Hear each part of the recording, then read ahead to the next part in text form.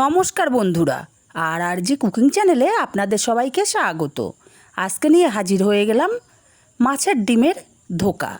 যে ধোকা খায় না সেও কিন্তু মাছের ধোকা চেটেপুটে খাবে, এতটাই টেস্টি হয়। মাছের ডিমের অনেক রেসিপি তো খেয়েছেন, একবার মাছের ডিমের ধোকা খেয়ে দেখুন, অসাধারণ লাগে খেতে। এখানে 200 গ্রাম রুই মাছের ডিম আমি খুব ভালো করে ধুয়ে জল ঝরিয়ে নিয়েছি। এখন এখানে দিয়ে দেব 3টে কাঁচা লঙ্কা কুচি, আর দেব বেশ কিছুটা পরিমাণে পেঁয়াজ কুচি। পেঁয়াজটা আমি মিহি করে কুচিয়ে রেখেছিলাম। দিয়ে দেব স্বাদ মতো লবণ, দেব হাফ চামচ হলুদ গুঁড়ো, হাফ চামচ দেব লঙ্কা গুঁড়ো, ঝালের জন্য দিয়ে দিচ্ছি। আর 2টো ডিম আমি এখানে ভেঙে দিচ্ছি।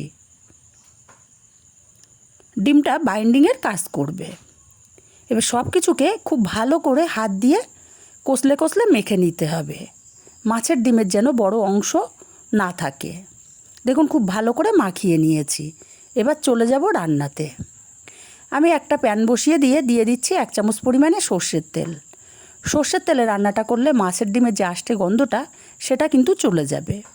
আপনারা চাইলে সাদা তেলে করতেই পারেন। তেলটা প্যানে ছড়িয়ে দিলাম। এখন এখানে মাছের ডিমগুলোকে দিয়ে দেব, আর হাত দিয়ে একটু ছড়িয়ে দেব। প্যান বরাবর মাছের ডিমটা ছড়িয়ে দিয়ে আমি মিডিয়াম ফ্লেমে রান্না করব ঢাকা দিয়ে 4 মিনিট।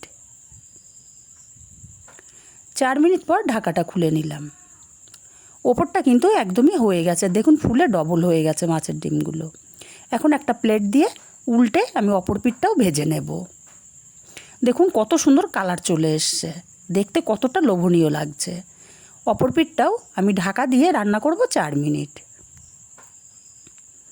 4 মিনিট পর ঢাকাটা খুলে নিলাম। এবার আমি চেক করে নেব ভেতরে কাঁচা আছে নাকি। আমি একটা ছুরি ঢুকিয়ে দেখে নিচ্ছি। দেখুন ছুরিটা কিন্তু একদম ক্লিন, তার মানে ভেতরে কাঁচা নেই। নামিয়ে ঠান্ডা করে নেব। ধোকাটা ঠান্ডা হতে থাক, ততক্ষণে একটা মশলা করে নেব। একটা বাটির মধ্যে আমি 2 চামচ টক দই দিয়ে দিলাম। দেব হাফ চামচ হলুদ গুঁড়ো, হাফ চামচ দেব লঙ্কার গুঁড়ো, হাফ চামচ ধনে গুঁড়ো, আর হাফ চামচ জিরে গুঁড়ো, হাফ চামচ দেব কাশ্মীরি লঙ্কার গুঁড়ো। এটা কিন্তু জাস্ট কালারের জন্য। অল্প জল দিয়ে পেস্ট তৈরি করে নেব। জল দেওয়ার কারণ হচ্ছে অনেক সময় কি হয়, টক দই কড়াইতে দিলে কিন্তু টক দইটা ফেটে যায়। জল দিয়ে পেস্টটা বানালে টক দইটা কিন্তু ফেটে যাবে না।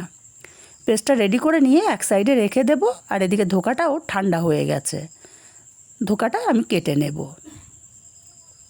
আমি আমার পছন্দ মতো বড় বড় শেপ দিয়ে চৌকো করে কেটে নিচ্ছি। আপনারা আপনাদের পছন্দ মতো চৌকো বা ত্রিকোণা যে কোনো শেপ দিয়ে ছোট বড় যে কোনো পছন্দ মতো কেটে নিতে পারেন। যেহেতু আমি ধোকা বানাচ্ছি তাই বড় বড় করেই পিস করে কাটছি। এটা কিন্তু শুধু মুখে খেতেও অসাধারণ লাগে। রেসিপিটা কেমন লাগলো কমেন্ট করে জানাতে কিন্তু ভুলবেন না। দেখুন কতটা পুরুত্ব তৈরি হয়েছে ধোকাগুলো। এইভাবে একদিন বাড়িতে বানিয়ে দেখবেন, আশা করি আপনাদের খুবই ভালো লাগবে। ধোকাগুলো আলাদা করে নিয়ে সোজা রান্নায় চলে যাব। আমি একটা কড়াই গরম করে দিয়ে দিচ্ছি সর্ষের তেল। তেলটা গরম করে একটা শুকনো লঙ্কা ছিঁড়ে দিলাম, আর দিয়ে দিচ্ছি কিছুটা গোটা জিরে। ফোড়নটাকে কয়েক সেকেন্ড ভেজে নেব মিষ্টি গন্ধ বেরোনো পর্যন্ত। ফোড়নটা ভেজে নিয়ে এখানে দিয়ে দেবো বেশ কিছুটা পেঁয়াজ কুচি।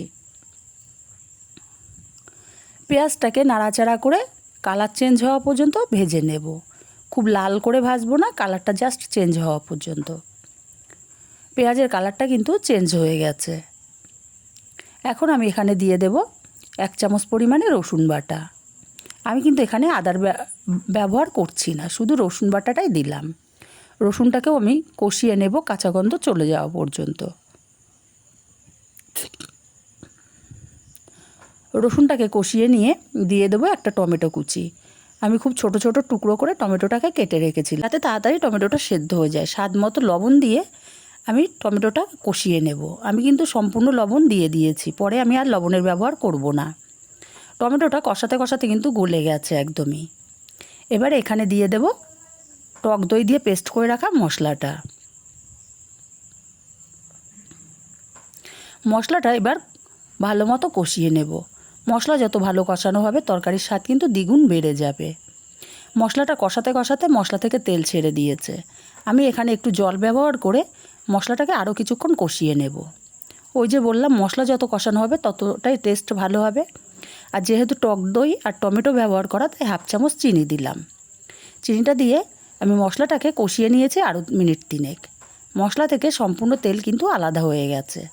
এখন এখানে দিয়ে দেবো মাছের ডিমের ধোকাগুলোকে একটু সময় নিয়ে কষিয়ে নেব মশলার সাথে। ডিমগুলো কষানোর জন্য কিন্তু মশলার যত ফ্লেভার ডিমের মধ্যে ঢুকে যাবে। মিনিট 3 সময় নিয়ে আমি মাছের ডিমের ধোকাগুলো কষিয়ে নিয়েছি। এখন দিয়ে দেব পরিমাণ মতো জল। জলটা বুঝে দিতে হবে, কারণ মাছের ডিমের ধোকাগুলো কিন্তু অনেকটাই জল টেনে নেবে, সেই বুঝেই জলটা এখানে ব্যবহার করতে হবে। আমি খুব ভালো করে নাড়াচাড়া করে মিশিয়ে ঢাকা দিয়ে রান্না করব 5 মিনিট। তবে 2 মিনিট পর আমি ঢাকাটা খুলে একটু নাড়াচাড়া করে দেব, যাতে সম্পূর্ণ ধোকা এপিট ওপিট সম্পূর্ণ ঝোলটাই সোপ করতে পারে। আমি আবারও নাড়াচাড়া করে ঢাকা দিয়ে রান্না করব আরও 3 মিনিট।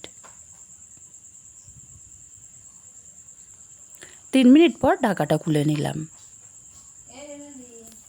নাড়াচাড়া করে দেব। দেখুন ঝোলটা কিন্তু অনেকটাই সোপ করে নিয়েছে আর ধোকাগুলো সব ফুলে ডবল হয়ে গেছে। এবার এখানে আমি কিছুটা গরম মশলার গুঁড়ো দিয়ে দেব। আপনারা চাইলে কিন্তু অবশ্যই ধনেপাতাটাও ব্যবহার করতে পারেন। এই মুহূর্তে আমার হাতের কাছে ছিল না, তাই আমি ধনেপাতাটা ব্যবহার করলাম না। এইবার গরম মশলাটা দিয়ে আমি ঢাকা দিয়ে 5 মিনিট রেখে দেব।